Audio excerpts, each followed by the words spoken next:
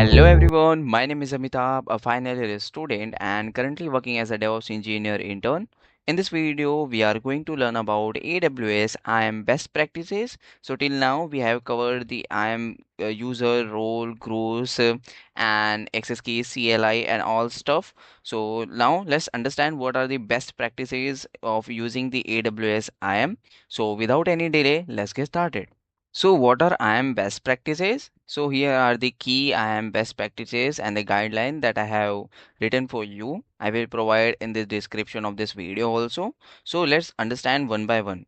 First is avoid the root user for the daily operation. Use it only for the essential account setup task. So using the root user for creating the user, creating the EC2 instances, creating the S3 buckets, it is not recommended by the AWS. For that, you have to create the IAM user, and from that, you have to create the resources.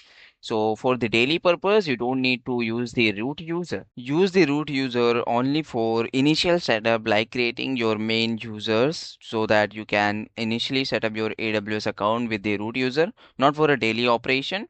And secondly is to enable the multi-factor authentication for all users, so no one else can access your AWS account. Especially for the root account, to enable the MFA is mandatory, so that the other user, if get your AWS username and password, still they cannot access your AWS account. So that is the best practices. And third is to apply the principle of least privilege and granting only the necessary permission for a task, because managing a multiple permission at the same time can be a complex for you as an administrator. So initially start applying the least privilege only. If a user have to access the EC2, then provide only the EC2 access, not the administrator or other access. Okay. And fourth is to use the IAM role for AWS services and across account access instead of long-term access keys. As in a previous video, we have covered the access keys. So it is a long step to create the user. In that, you have to create the access keys and you have to store. If lost the access keys, you cannot access your AWS account, then you have to create another access key. So for that, and using for AWS services and cross account access, you have to use the AWS IAM role. So IAM role also we have covered in the previous videos.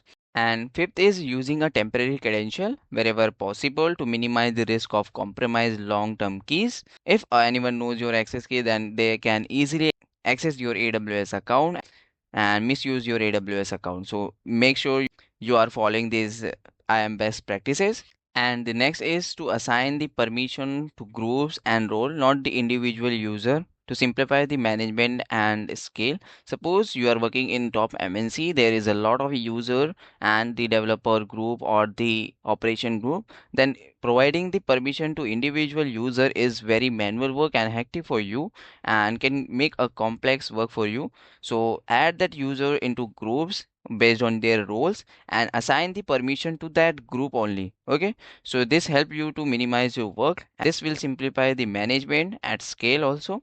And the next is to implement the strong password policy with length, complexity, and a rotation requirement. As in a previous video, we have covered the password policy where we have recommended to use the strong password for your AWS IAM user with a strong length and the complexity and the rotation expiration.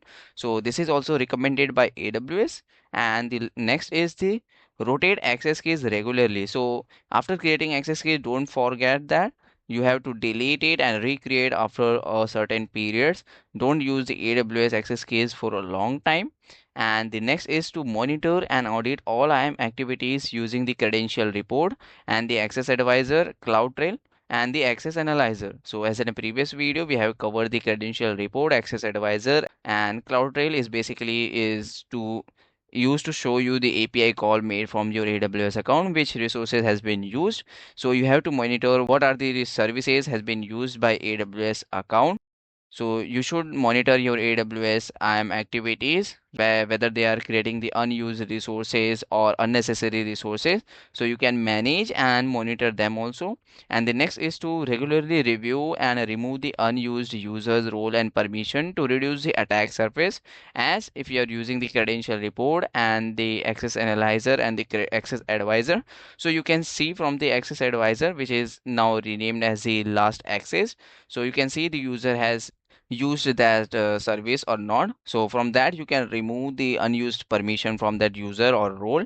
And the next is to implement the service control policy within AWS organization to set the permission guardrail across all account. Basically this is a IAM policy only that you use to apply the permission in AWS organization. Basically, in AWS organization, you manage the multiple AWS account and organizational unit. So make sure you implement the service control policy after creating a AWS organization. And the last is to never share your IAM users created access keys or any sensitive information, because if someone get your access keys, then they can easily access your AWS account. There your MFA will not work. If they get the access key ID and the secret, they can easily access your AWS account and misuse your AWS account, that you have to suffer with the losses and the lot of bill. So these are the best practices of IAM. I hope you follow these best practices and apply into your organization where you are working. So that's all for this video. I hope you learned something new. मिलते हैं next video में, तब तक के लिए जय Hind, bye.